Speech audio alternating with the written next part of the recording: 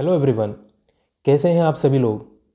इस वीडियो में मैं सुपर टेट 2018 के मैथ्स का कंप्लीट सॉल्यूशन आपके साथ डिस्कस करूंगा।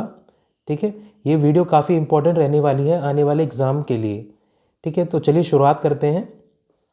क्वेश्चन नंबर 1, आपने वीडियो को एंड तक ज़रूर देखना है, बिल्कुल भी स्किप नहीं करना है। ठीक है ना, और साथ के साथ क्वेश्चन को करके देखिए ताकि आपको प्रिपरेशन में हेल्प मिले। क्वेश्चन नंबर 1 में कहा जा रहा है, यदि 10 पुस्तकों का लागत मूल्य 8 पुस्तकों के विक्रय मूल्य के बराबर है तो लाभ या हानि ज्ञात कीजिए। ठीक है, तो देखो इसका करने का जो सबसे आसान तरीका होता है, हम क्या मान लेते हैं, लागत मूल्य और विक्रय मूल्य। लागत को हम क्रय मूल्य भी मान सकते हैं, है ना, कि जो इसकी शुरुआती जो दाम है वो क्रय मूल्य को हम क्या है, सीपी मान लेते हैं। ठीक है, सीपी और एसपी पे, ताकि हमें साफ साफ पता चलेगा कि किसको हम क्या मान रहे हैं। सीपी हमारी क्या है, लागत मूल्य है, और विक्रय मूल्य क्या है हमारा, एसपी। ठीक है, हमने ये मान लिया, एसपी यानी कि सेलिंग प्राइस यानी कि विक्रय मूल्य, और सीपी यानी कि लागत मूल्य। क्या दे रखा है, 10 पुस्तकों का। अगर एक पुस्तक का लागत मूल्य सीपी मान लिया तो 10 पुस्तकों का कितना होगा, 10 सीपी। ठीक है, अच्छा, और किसके बराबर दे रखा है, 8 पुस्तकों के विक्रय मूल्य के बराबर, यानी कि ये किसके बराबर है, 8 पुस्तकों के विक्रय मूल्य। अगर एक पुस्तक का विक्रय मूल्य एसपी है तो 8 का कितना होगा, 8 एसपी, है ना, ये आपस में बराबर दे रखा है। ठीक है, तो हमें क्या करना होता है कि सीपी और एसपी का ना अनुपात निकालना होता है पहले।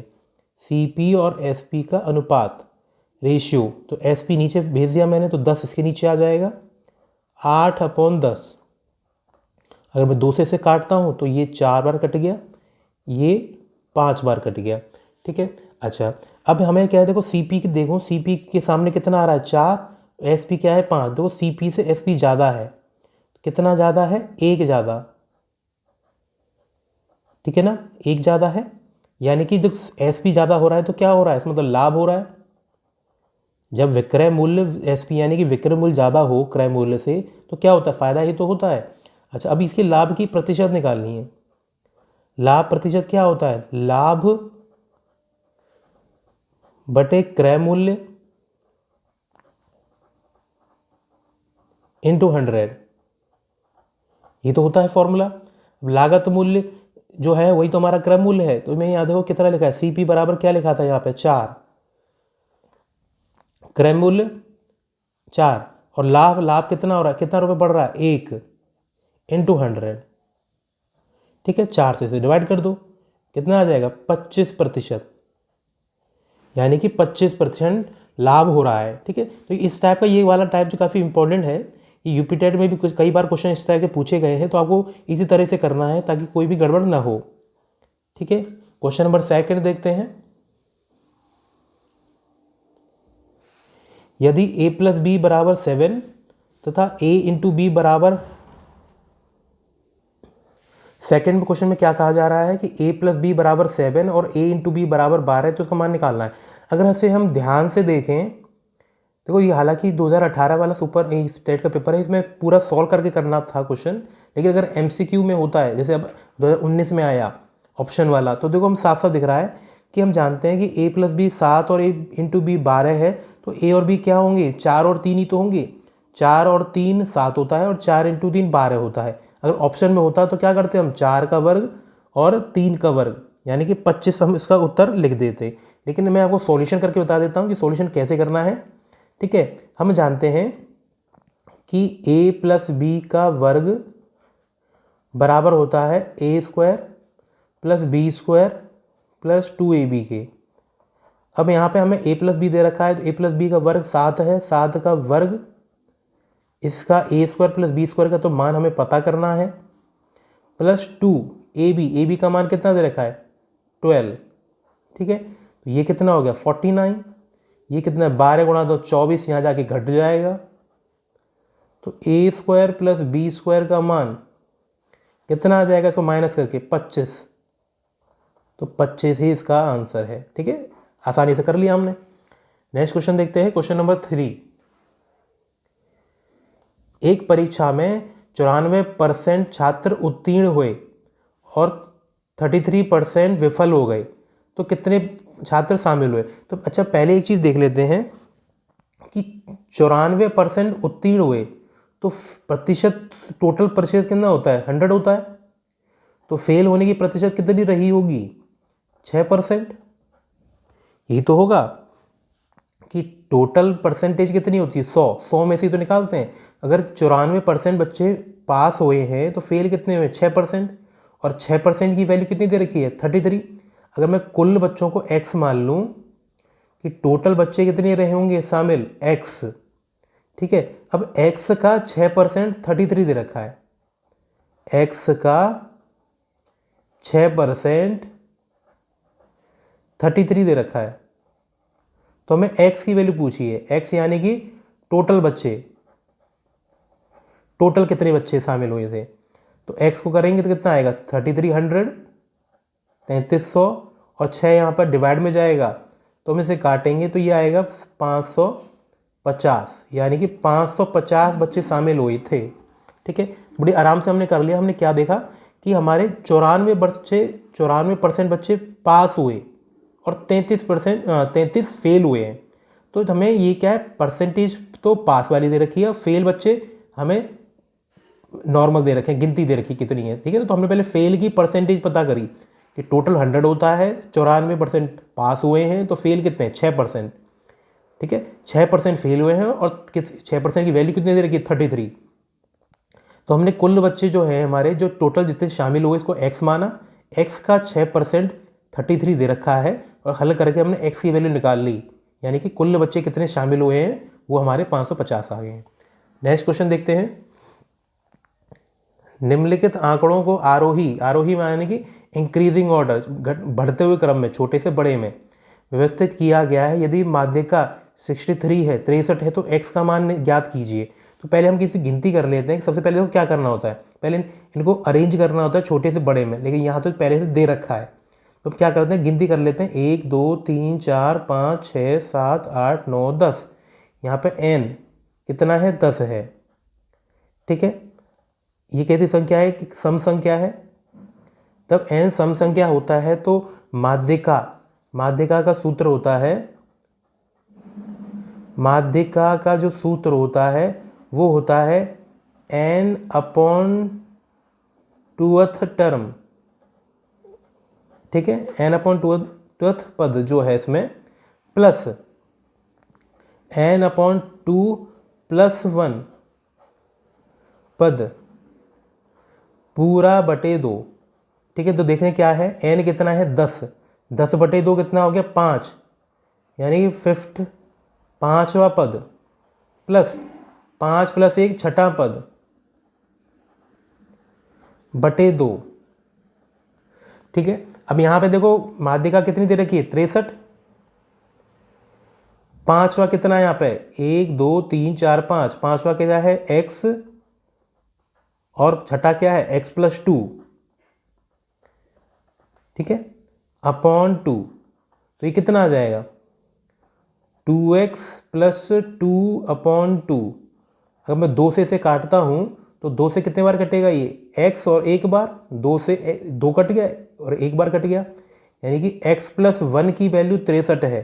तो x की कितनी रही होगी, एक घटा दो यहाँ जाके, 62, यानी कि x की वैल्यू क्या है, 62 आ गई है। अगर यहीं पे n एक विषम संख्या होती, 11 होता, तो क्या करते, सीधा उस केस में हम क्या करते, मान लो n यहाँ पे 11 है, तो हम क्या करते, 11n + 1/2th टर्म, 11 + 1 12, 12/2 6, छठा जो टर्म है उसको हम मान लेते। तो छठा टर्म क्या है, x + 2, यानी कि x + 2 बराबर हमारी माध्यिका होती, यानी कि कितनी, 63 के बराबर होता। तो x कितना आ जाता, 61। ठीक है, ये उस केस में था जब हमारा n एक विषम संख्या होती, जैसे 11 है, 13 है ना, तो उस केस में हम इस तरह कर लेते हैं। अगर सम संख्या है तो ये तरीका होगा। ठीक है, क्लियर है, आगे देखते हैं। एक चतुर्भुज के 3 कोण समान हैं तथा चौथा कोण x है, 75 है, तो समान कोणों के माप क्या दीजिए। तो सरल सा क्वेश्चन है, एक चतुर्भुज मान लो, हमने मान लिया इसके कोणों का सम कितना होता है, कोणों का योगफल कितना होता है, 360। तो देखो ये 3 बराबर है, कोई भी 3 बराबर मान सकते हैं। मैं मान लिया 3 क्या है, बराबर है, एक्स एक्स एक्स है, और चौथा क्या है 75। इनका योगफल कितना होता है, देखो 1 2 3, 3 बार तो एक्स आ रहा है यानी कि 3x प्लस चौथा क्या है 75। इनका टोटल योगफल कितना होता है 360 डिग्री। तो 3x कितना आ जाएगा, 360 में से अगर मैं 75 घटाता हूं तो 200 कितना आएगा 85। ठीक है, अगर मैं x निकालना है तो 3 से डिवाइड करेंगे, 3 9 जा और 3 5 जा 95, यानी कि जो 3 कोण बराबर दे रखे थे वो 95 95 95 के हैं। ठीक है, ऐसा कैसे किया हमने कि किसी भी चतुर्भुज के चारों कोणों का योगफल क्या है 360 होता है। यहाँ पे देखो किसी किसी पेपर में ऐसे भी आपको मिलेगा कभी कि इनका ना अनुपात दे रखा होगा, जैसे मान लो 2:3:4 दे रखा है तो हम उस हिसाब से उसको अलग तरीके से करते हैं। यहाँ तीनों समान दे रखे हैं तो x x x माना। ठीक है, आगे देखते हैं। किसी परिमेय संख्या का हर उसके अंश से 8 अधिक है। ठीक है, तो देखो परिमेय संख्या यानी बटे की फॉर्म में, उसका अंश बटे हर मैंने मान लिया कि वो परिमेय संख्या मेरी क्या है x/y। ठीक है, अच्छा लेकिन इसमें क्या कंडीशन दे रखी है का अंश बटे हर, हर जो है ये क्या है अंश से 8 अधिक है, ये माने ये y की वैल्यू क्या है, y क्या है हमारा अंश से 8 अधिक है, यानी कि मेरा क्या है ये x/x+8 है मेरा ये संख्या, मेरी परिमेय संख्या क्या है ये, क्योंकि क्या दे रखा है जो मेरा अंश बटे हर में हर उसके अंश से 8 अधिक, यानी कि ये क्या है इससे 8 अधिक है +8 है, तो मैंने y की जगह पे x+8 लिख लिया। ठीक है, फिर क्या क्या रखा है, यदि अंश में 14 और हर को 1 बढ़ा दिया जाए, यानी कि मैं क्या कर रहा हूँ अंश ऊपर क्या है 17 जोड़ रहा हूँ और नीचे और हर को 1 बढ़ा दिया जाए, यानी कि x+8 है, इसमें +1 कर दिया जाए तो जो मिलेगा क्या मिलेगा 3/2 मिलेगा। ठीक है, अच्छा इसको हल कर लेते हैं, 2 से गुणा करेंगे कितना आएगा 2x प्लस 2 से गुणा करेंगे तो 34, 3 से गुणा करेंगे तो 3 × x 3x, 8 और 1 9 होते हैं, 9 का गुणा 3 से करूँगा तो 27। ठीक है, 27 को यहाँ ले जाओ ये तो 7 बचेगा, 2x को यहाँ ले जाओ 3x में से घट के x बचेगा, यानी कि x की वैल्यू कितनी आ गई 7। और हमारा भिन्न था क्या x/x+8, तो यहाँ मैं पुट करता हूँ तो x की जगह पर 7 रखूँगा और 7 यहाँ पर रखूँ 7 और 8 15, यानी कि जो मेरी परिमेय संख्या थी कितनी रही है 7/15। ठीक है ना, लास्ट में हमने वैल्यू रख दी x की, तो ये हमारा आंसर आ गया। ठीक है, नेक्स्ट देखते हैं। यदि ए बी और बी सी का अनुपात इतना दे रखा है तो ए बी सी का निकालना है। तो देखो इस तरह से क्या करना होता है कि जैसे ए और बी है, ठीक है, तो यहाँ पर 3 और 4 लिख लिया मैंने, बी और सी है 6 और 7 लिख लिया। देखो यहाँ पर बी है यहाँ पर बी है, ये दोनों क्या हैं सेम चीज़ें, तो यहाँ पे भी ये दोनों को सेम करना पड़ेगा। अच्छा अब 4 और 6 को कैसे बराबर करें, अगर यहाँ पर 3 दोनों को 12 बना लूँ मैं तो ये दोनों समान हो जाएंगे। तो 12 कैसे बनाएं, ऊपर तो कर दें 3 का गुणा, तो ये तो 9 और ये 12। ठीक है, अब 12 कर लिया, इसको 12 कैसे बनाऊँ मैं 2 से इंटू करके 12 14। ठीक है, तो अनुपात मैंने क्या देखा कि मेरा ये बी भी क्या है बराबर आ गया। अब इनको इकट्ठा लिखना है, अब हम इनको इकट्ठा लिख सकते हैं। ठीक है, ए की जगह पे क्या है 9 चल रहा है, बी तो दोनों में 12 12 आ गया और सी कितना है 14। जब भी तीनों रेशियो को ए बी सीओ को एक साथ लिखना हो तो हमने जो बीच वाला है बीच वाले को बराबर करना होता है। तो बराबर करने के लिए मैंने क्या देखा, इनका जो एलसीएम है लघुत्तम है उनको हमने यूज़ करना है। तो 4 और 6 का कितना होता है 12, तो 12 बनाया मैंने, ऊपर 3 से इंटू किया, नीचे क्या है 2 से इंटू किया। ठीक है, क्लियर है, ऐसे ही करना है रेशियो में जब भी पूछा जाता है। आगे देखते हैं क्वेश्चन नंबर 8। समकोण त्रिभुज की परिमाप 24 सेंटीमीटर है, यदि इसके विकर्ण का माप 10 सेंटीमीटर है तो समकोण त्रिभुज का क्षेत्रफल ज्ञात कीजिए। तो समकोण त्रिभुज है यानी कि राइट ट्रायंगल है, इस तरह से हमने बना लिया, ठीक है। इसका परिमाप कितना दे रखा है, 24 सेंटीमीटर, यानी कि तीनों की लंबाई कितनी है, 24, ठीक है। टोटल लंबाई कितनी है, 24। अच्छा, उसमें विकर्ण की माप जो सामने वाली है भुजा, ये कितनी है, 10। देखो क्या दे रखा है, टोटल लंबाई तो 24 है, टोटल लंबाई तो 24 है और 10 अकेला ये है, यानी कि इन दोनों का योगफल कितना है, इन दोनों का योगफल कितना है, मैंने इसको मान लिया a, इसको मान लिया b, तो a प्लस बी कितना दे रखा है, हमें दे रखा है 14, क्योंकि a और b 14 होगा, 14 प्लस 10 ही तो 24 होगा, यानी कि a भी क्या है, 14 है, ठीक है। अच्छा, और देखो इसमें किसी भी समकोण त्रिभुज में पाइथागोरस प्रमेय क्या कहती है कि इन दोनों का वर्ग यानी कि a² प्लस b² बराबर कितना होगा, 10 के वर्ग के बराबर, यानी कि 100 के बराबर, ठीक है। अच्छा, हमें क्या पूछा गया है, क्षेत्रफल पूछा गया है। क्षेत्रफल क्या होता है, half a into B, half base into height, base into height, ठीक है। हाफ ए बी है हमारा क्या है, क्षेत्रफल है, समकोण त्रिभुज का क्षेत्रफल ये होता है, ठीक है। तो देखो यहाँ पे देखो, अगर इन दोनों को हल करके मैं ए बी का मान निकाल लूँ तो यहाँ पे रख सकता हूँ मैं। तो देखो कैसे निकालना है, a प्लस बी का वर्ग बराबर क्या होता है, a² plus b² plus 2ab, यही तो फॉर्मूला होता है। a प्लस बी कितना है यहाँ पे, 14, 14 का स्क्वायर कितना हो गया, 196, a² प्लस b² कितना है, 100 प्लस 2ab, 100 यहाँ के घटाऊंगा तो 96 आएगा, 2ab, ab निकालूंगा तो कितना आएगा, 2 से काटूंगा तो 48, ठीक है, इतना आ गया। ab का मान कितना आ गया हमारा, 48। अच्छा, हमसे पूछा क्या है, हाफ ab, तो यानी कि हाफ ab यानी कि 48, यानी कि 24 सेंटीमीटर स्क्वायर, ये हमारा यहाँ पे आंसर रहेगा, ठीक है। तो देखो काफ़ी सरलता से हमने कर लिया, ठीक है ना। ये तो नहीं तो ऐसे मान सकते हैं, a मान लिया, इसे 14 माइनस a मान लिया, इस तरह से कर सकते हैं, लेकिन हमने देखा कि हमें a प्लस बी दे रखा है, a² प्लस b² भी दे रखा है, तो हमें हाफ a b निकालना है, तो इन दोनों की मदद से हमने a b पता किया, ठीक है। क्लियर है, जहाँ भी कहीं डाउट होता है ना, एक बार वीडियो को आप बैक करके दोबारा देखें, आपको डेफिनेटली क्लियर हो जाएगा। नेक्स्ट क्वेश्चन में कहा जा रहा है, क्वेश्चन नंबर 9 में, यदि a बराबर क्या दे रखा है, x सच दैट x क्या है, सम द्विबाहु त्रिभुज है, यानी कि ये एक सेट दे रखा है, सेट जिसमें x का कलेक्शन है, x क्या है, सम द्विबाहु यानी कि आइसोसेलेस ट्रायंगल, यानी कि इसमें दो भुजाएं बराबर हैं, ठीक है। अच्छा, तथा b क्या है, एक ऐसे कलेक्शन है जिसमें समबाहु त्रिभुज है, यानी कि तीनों भुजाएं बराबर हैं। तो a इंटरसेक्शन b पूछा है, ये इसका मतलब क्या होता है, कॉमन, a और b में जो कॉमन है वो देखना है, ठीक है।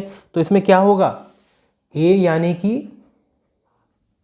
यानी कि ऐसे ट्रायंगल जिसमें दो भुजाएं बराबर हैं, ठीक है। अच्छा, और b क्या है, ऐसे ट्रायंगल है इसमें तीनों भुजाएं बराबर हैं। तो देखो इसमें कॉमन क्या होगा, कॉमन क्या है, अगर देखो तीन भुजाएं बराबर हैं तो उसकी दो भुजाएं भी तो बराबर होंगी। यहाँ पे देखो तीसरे के बारे में कुछ नहीं कह रखा, तीसरा क्या है, तीसरा इसके बराबर नहीं है। अगर मैं देखूँ इसमें तीन भुजाएं बराबर हैं, इसमें दो भुजाएं बराबर हैं, जिसकी तीन भुजाएं बराबर होंगी उसकी दो भुजाएं भी तो बराबर होंगी, है ना। दोबारा देखते हैं, b क्या है, ऐसे त्रिभुज हैं इसमें जिसमें तीन भुजाएं बराबर हैं, ठीक है। अगर किसी की तीन भुजाएं बराबर होंगी तो दो भुजाएं भी तो बराबर होंगी, ठीक है ना। तो क्या है, अगर इनमें कॉमन देखूं तो कॉमन क्या है, यही a आ जाएगा, यानी कि a इंटरसेक्शन b क्या है, यही है कि x सम द्विबाहु है, त्रिभुज का कलेक्शन है,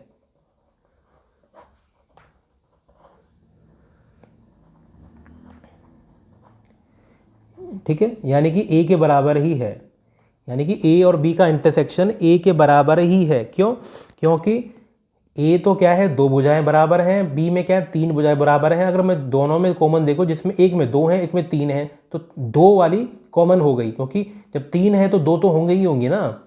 अच्छा, अगर इसमें टोटल इसका इस तरह से पूछता, ए यूनियन, यूनियन में क्या होता है, इकट्ठा कर लो, 2 हैं और 3 है, इसमें बड़ा कौन है, 3, तो उसमें क्या है, बी आ जाता। अगर ये यूनियन मतलब दोनों को कॉमन कर टोटल करना है, टोटल में क्या होता है, इसमें 2 है इसमें 3 है, अगर मैं इसको 3 वाले को शामिल कर लूँ, उसमें 2 वाले भी शामिल हो जाएंगे, तो बी क्या है, ये आ जाएगा। अगर यहाँ पर कॉमन पूछा है, उल्टा ये बना हुआ है, तो उनमें जो कॉमन होता है समद्विबाहु, वो यहाँ पर हमने आंसर में लिख दिया है।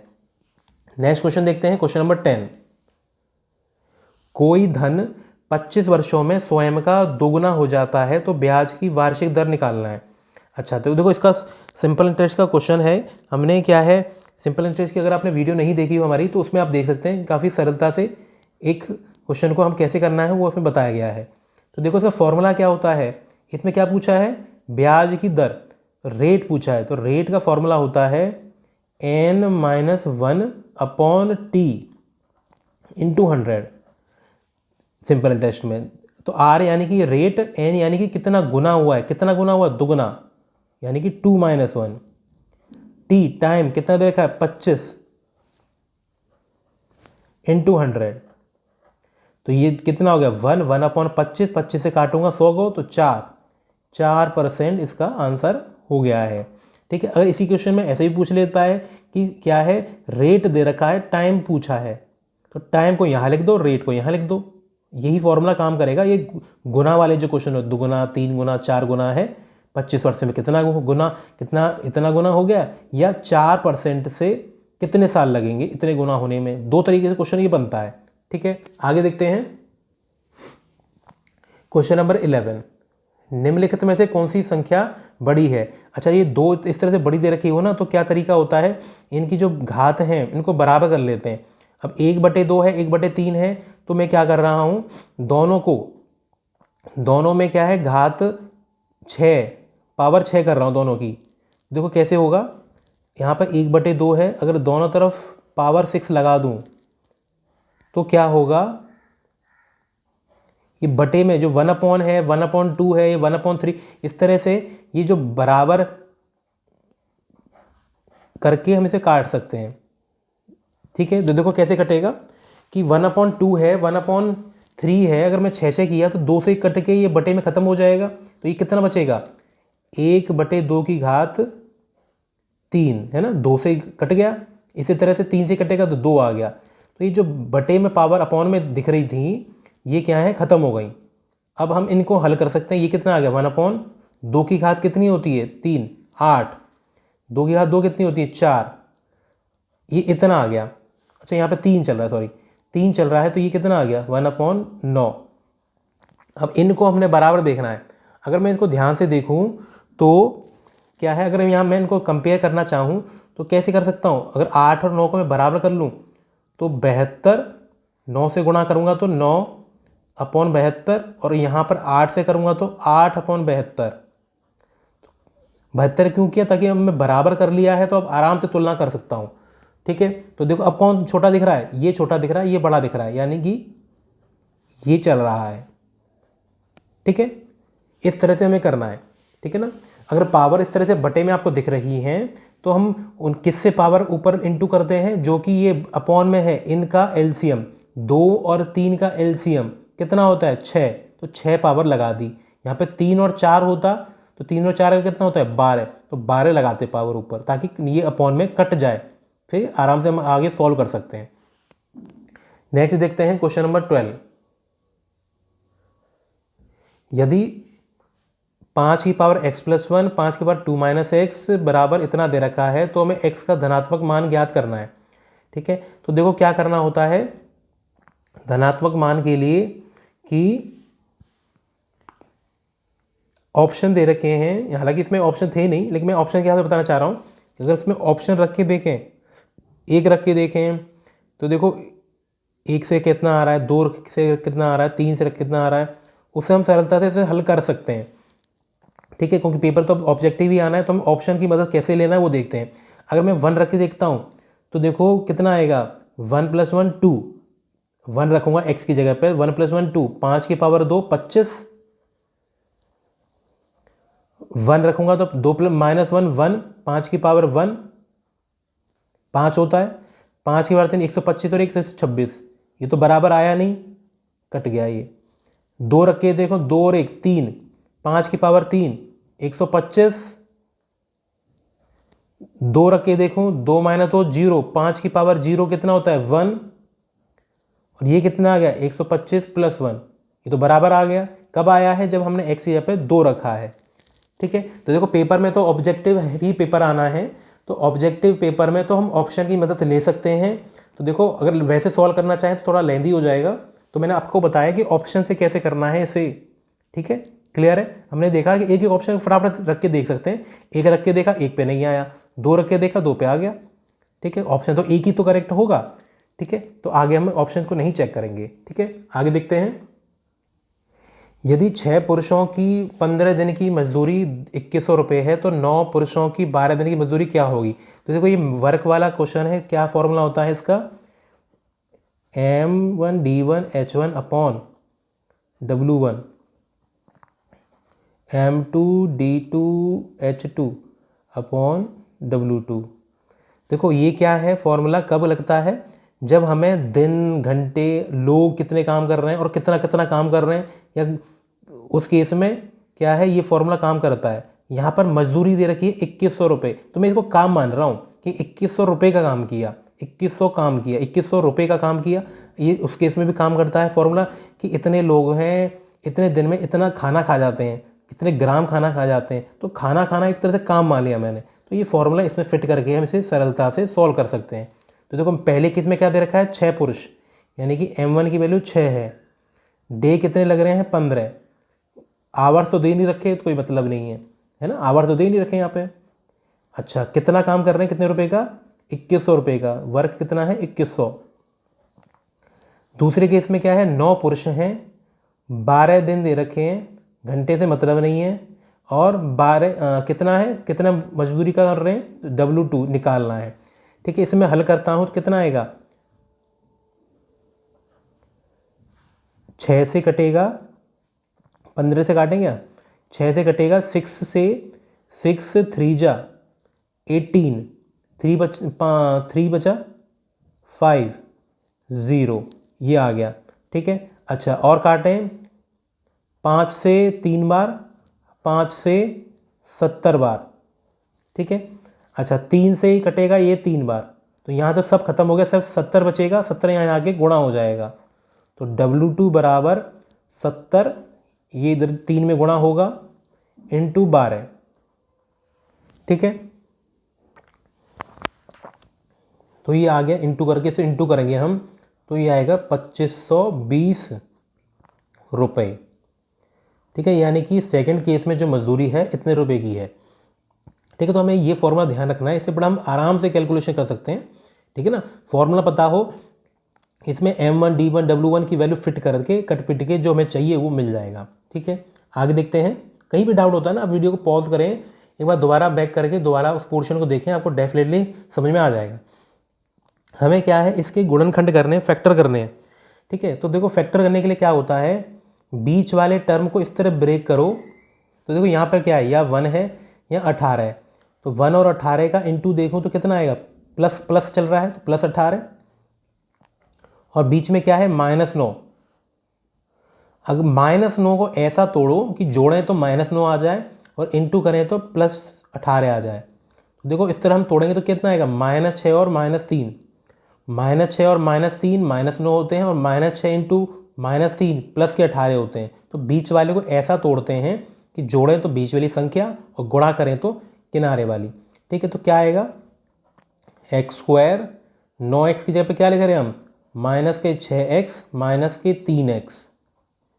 ठीक है, तो यहाँ पर x कॉमन आ गया तो कितना बचेगा, x -6, -3 कॉमन ले लिया, x -6, माइनस कॉमन लिया है तो ये माइनस हो जाएगा, क्योंकि माइनस इंटू माइनस ही तो प्लस होता है। अब यहाँ पे x -6 तो मैं कॉमन ले रहा हूँ, तो बचेगा क्या, x -3, यानी कि ये हमारे यहाँ पर फैक्टर हैं। ठीक है, अगर ऑप्शन होता तो ऑप्शन से और सरलता से कर लेते, लेकिन मैंने आपको तरीका बता दिया कि कैसे किया गया है। ठीक है, आगे देखते हैं। एक 10 भुजाओं वाले नियमित बहुभुज के प्रत्येक बाहु कोण को ज्ञात कीजिए। देखो इसका फॉर्मूला क्या होता है, अगर बाहर के कोणों का मान निकालना है तो क्या करते हैं, 360/n कर लेते हैं। 360/n, n यानी कि कितनी भुजाएं हैं, तो ये कितनी भुजाएं दे रखी हैं, 360/10। ठीक है, तो कितना आ जाएगा, 36 डिग्री। अगर इसमें अंतः कोण पूछे, इनर वाले पूछे, अंदर वाले पूछे होते, मान लो जैसे ये है, इस तरह से मैंने बना दिया कि बड़ा सा कुछ दे रखा है, तो अगर हमें पास बाहर वाला कोण आ गया तो 180 में से घटाकर अंदर वाला कोण नहीं निकाल सकता। तो ये तो क्या है, बाह्य कोण है, बाहर वाला कोण है ये। अगर अंतः कोण चाहिए होता, अंदर वाला कोण चाहिए होता, तो मैं क्या है, इसी तरह से निकाल कर उसे 180 में से घटा देता, तो मुझे क्या मिल जाता, अंतः कोण मिल जाता। ठीक है, क्लियर है। आगे देखते हैं क्वेश्चन नंबर 16।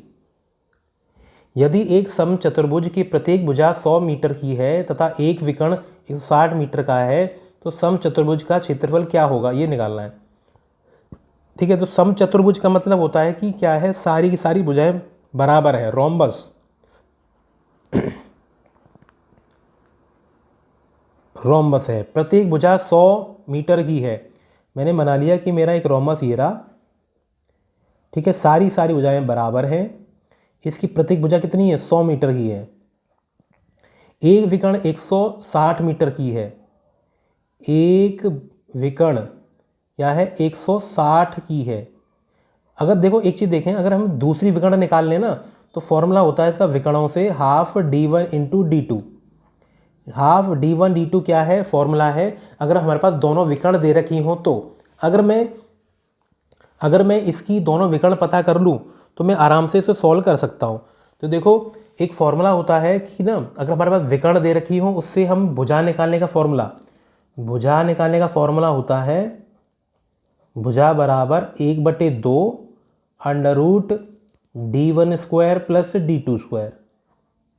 किसी भी समचतुर्भुज में उसकी भुजा निकालने का फॉर्मूला क्या होता है, हाफ d1² प्लस d2²। भुजा कितनी दे रखी है, 100। ठीक है, जब 2 यहाँ जाके गुणा होगा तो 2 से इंटू हो गया, बराबर अंडर रूट d1 कितनी दे रखी, 160। 160 का वर्ग करूं तो कितना आएगा, 256 ठीक है, प्लस d2², ये आ गया। ठीक है, अब यह इसका मैं वर्गमूल हटाऊंगा तो यहाँ वर्ग करना पड़ेगा, तो 200 का वर्ग कितना आ गया, 400 और 2 जीरो लग जाएंगे। ठीक है, अब ये 25,600 ये घटेगा, तो ये आ गया बराबर में d2²। ये मैंने दोनों तरफ वर्ग किया है तो यहाँ पे वर्गमूल हट जाएगा, यहाँ वर्ग लग जाएगा। अब मैं इसमें से इसको घटाता हूँ तो कितना आएगा, d2 बराबर हमारा 14400 d2²। अगर मैं वर्गमूल करता हूँ तो d2 कितना आ जाएगा, 144 का 12 होता है और 1 जीरो रह जाएगा, 120।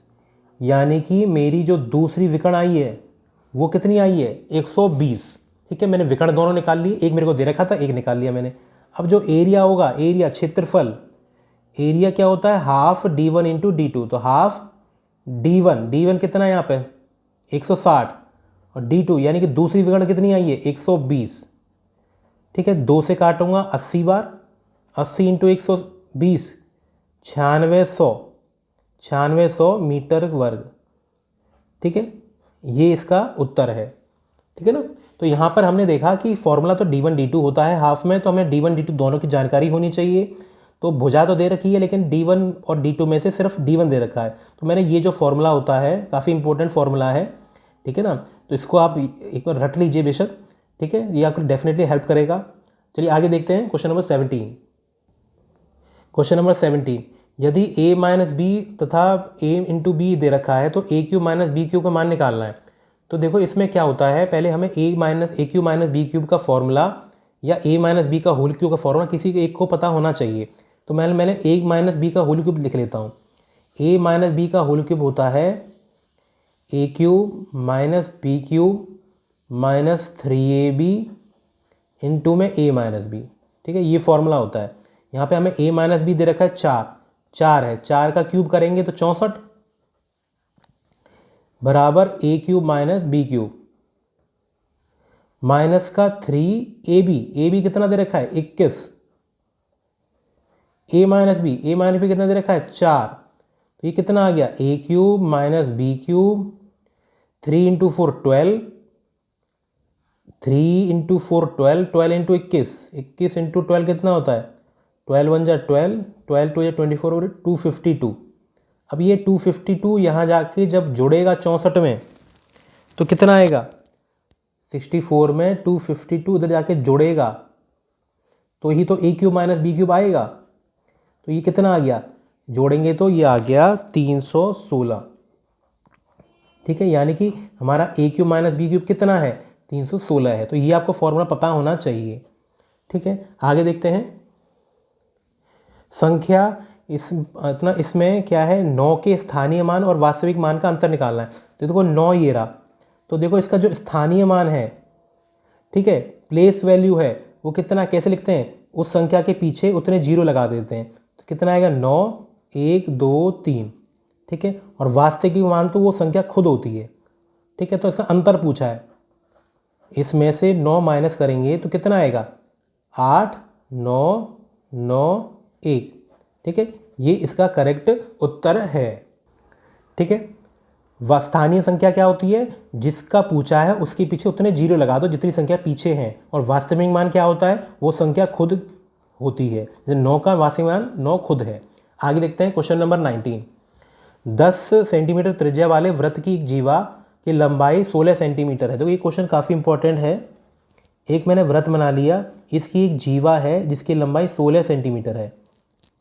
ठीक है, अच्छा, अब इसमें क्या दे रखा है त्रिज्या, यानी कि यहाँ से इसकी त्रिज्या, ये केंद्र है इसका O, त्रिज्या दे रखी है 10 सेंटीमीटर। ठीक है, अगर हम इसकी केंद्र से दूरी पता करनी है। ठीक है, एक चीज़ देखो, एक आपको पता होना चाहिए कि जब हम किसी केंद्र से किसी जीवा पर लंबवत खींचते हैं तो ये बराबर हिस्सों में बढ़ जाता है, यानी कि ये भी 8 होगा, ये भी 8 होगा। अगर मैं इस वाले ट्रायंगल में पाइथागोरस प्रमेय लगा दूँ तो ये यहाँ पे मैं इसको x मान लेता हूँ, तो क्या होगा x का वर्ग प्लस 8 का वर्ग, x का वर्ग प्लस 8 का वर्ग बराबर 10 का वर्ग, यानी कि 100। 100 में से 64 माइनस होगा तो कितना आएगा 36, यानी कि x की वैल्यू कितनी आ गई 6 सेंटीमीटर, यानी कि दूरी कितनी है केंद्र से 6 सेंटीमीटर। क्लियर है। हमने क्या देखा कि हमारी जीवा है, जीवा पे लंबवत खींचा, लंबवत की दूरी पूछी है, दूरी कितनी है केंद्र से, तो ये क्या है, हम जीवा को 2 बराबर हिस्सों में बांट देते हैं अगर हम किसी पे लंबवत खींचें। ठीक है, अब इस क्वेश्चन को घुमा के ऐसे भी पूछ सकता है कि ये दूरी दे रखी होगी, जीवा की लंबाई पूछी है, मान लो ये 6 दे रखा है, तो हम पाइथागोरस लगा के ये 8 निकाल लेंगे और 8 का पूरा दोगुना करेंगे तो जीवा की लंबाई आ जाएगी, है ना। तो जीवा की लंबाई भी पूछ सकता है। तो 2 तरीके से क्वेश्चन पूछा जा सकता है ये। आगे देखते हैं, लास्ट क्वेश्चन है, यदि 5 जनवरी 1991 को शनिवार या था तो 3 मार्च 1992 को कौन सा दिन रहा होगा। ठीक है, तो देखते हैं, इस तारीख को क्या है शनिवार, इस तारीख को क्या है शनिवार है। ठीक है, तो इसमें देखा जा रहा है कि जो 3 मार्च 1991 है। ठीक है, अब यहाँ पे पहले 1991 में ना 3 मार्च तक पहुँच लेते हैं। तो 3 मार्च 1991 में हम कौन से दिन में पहुँचेंगे पहले ये देख लेते हैं। तो देखो, पहले हम जनवरी की बात करें, जनवरी में कितने दिन होते हैं 31, लेकिन 5 तक तो हो चुका है, तो कितने बचेंगे 26। फरवरी में कितने दिन होते हैं 28, और 3 मार्च 3 दिन और बढ़ रहा है, तो यानी कि 3 दिन, तो ये कितने हो गए, ये हो गए 57। ठीक है, ये 57 दिन हो गए। और एक हफ्ते में कितने दिन होते हैं 7, तो 7 से डिवाइड करके देखें तो ये कितने बार कटेगा, क्या है 56, एक बचेगा। यानी कि अगर हम देखें तो हमारा शनिवार है और हम इसको काट के देखें, और हम एक चीज़ तो पता होती है कि 7 दिन बाद शनिवार रिपीट करेगा, है ना। कोई भी दिन क्या है 7 दिन बाद रिपीट करता है। अब यहाँ पे हम देखें 7 से इसलिए मैंने काटा, अब एक दिन विषम आ रहा है, यहाँ पे एक दिन विषम आ रहा है, यानी कि एक दिन बढ़ जाएगा, यानी कि इस तारीख को कौन सा दिन होगा, रविवार, एक दिन बढ़ गया है। अगर यहाँ पे 56 होता यानी पूरा कट जाता तो 3 मार्च को शनिवार ही रहता, यहाँ लेकिन एक दिन विषम आ रहा है तो यहाँ पे क्या हो गया, रविवार आ गया। ठीक है, इसलिए हमने 7 से काट के देखा क्योंकि 7 दिन बाद दिन रिपीट होते हैं। अच्छा, यानी कि 3 मार्च को इतना रविवार पड़ रहा है। अगर हम एक साल बढ़ें, हमें पता होना चाहिए कि एक साल बाद क्या ना दिन क्या है, एक एक बढ़ते जाते हैं। लेकिन हम देखें कि 1992 है, 1992 जो साल आएगी वो तो लीप ईयर है, लीप ईयर में प्लस 2 दिन हो जाते हैं। हर साल तो नॉर्मल जो साल है उसमें तो एक दिन बढ़ जाएगा अगर हम एक साल बाद के दिन की बात करें, लेकिन लीप ईयर में क्या है, एक दिन और एक्स्ट्रा बढ़ जाता है क्योंकि फरवरी में 28 के हिसाब से 28 के बजाय 29 दिन होते हैं। ठीक है, तो देखो अगर मैं 3 मार्च से 3 मार्च 1992 में जाऊं, एक साल जंप कर रहा हूं, तो क्या है, प्लस 2 दिन हो जाएंगे, रविवार में 2 दिन बढ़ जाएंगे। तो रविवार में 2 दिन बढ़ेंगे तो क्या होगा, रविवार, फिर सोमवार, फिर मंगलवार, यानी कि मंगलवार पे पहुंच रहे हैं हम। ठीक है, अगर दोबारा देख लेते हैं कि हमसे पूछा जा रहा है कि 5 जनवरी 1991 है और अगली साल में जंप करना है, तो हमने क्या किया, पहले 3 मार्च तक तो पहुंच लेते हैं 1991 में ही। तो 5 जनवरी से 3 मार्च 1991 में जाने के लिए हमें 57 दिन बाद की बात कर रहे हैं और एक हफ्ते में 7 दिन होते हैं। तो 7 से हमने काटा, एक दिन एक्स्ट्रा आ रहा है, तो एक्स्ट्रा आ रहा है तो यानी कि शनिवार के बाद एक रविवार पड़ जाएगा 3 मार्च को। अच्छा, अब 3 मार्च 1991 से 1992 में एग्जैक्ट एक साल बाद जंप करना है, लेकिन लीप ईयर से होकर गुजरना है हमें क्योंकि 1992 लीप ईयर है। ठीक है, अच्छा अब लीप ईयर है तो क्या करना है, हर लीप ईयर में प्लस 2 दिन बढ़ जाते हैं, 2 दिन बढ़ जाते हैं। अगर नॉर्मल ईयर होता, अगर लीप ईयर नहीं होता तो सिर्फ प्लस 1 दिन करते, सिर्फ सोमवार आ जाता, लेकिन यहाँ पे लीप ईयर के होके गुजर रहे हैं हम तो 2 दिन एक्स्ट्रा कर लिए, इसलिए हमने 2 दिन बढ़ाकर रविवार में मंगलवार कर दिया है। ठीक है, आई होप आपको क्लियर हो गया होगा। अगर आपको ये महीने दिन वाले थोड़ा डाउट हो तो इसकी वीडियो अलग से है हमारे चैनल पे, उसको आप देख सकते हैं। ठीक है, तो आई होप आपको ये 20 के 20 क्वेश्चंस अच्छे से समझ में आ गए होंगे। एक बार आपने प्रैक्टिस करके ज़रूर देखना है, ये आने वाले आपके सुपर टेट में आपकी डेफिनेटली बहुत हेल्प करेंगे। ठीक है, अगर आप चैनल पर पहली बार आए हैं तो सब्सक्राइब ज़रूर करें ताकि कोई भी वीडियो आपसे मिस ना हो। ठीक है, और ज़्यादा से ज़्यादा अपने फ्रेंड्स के बीच में चैनल को सब्सक्राइब करने के लिए आप मोटिवेट करें ताकि सबको तैयारी करने में हेल्प मिले। ठीक है, तो थैंक्स फॉर वॉचिंग।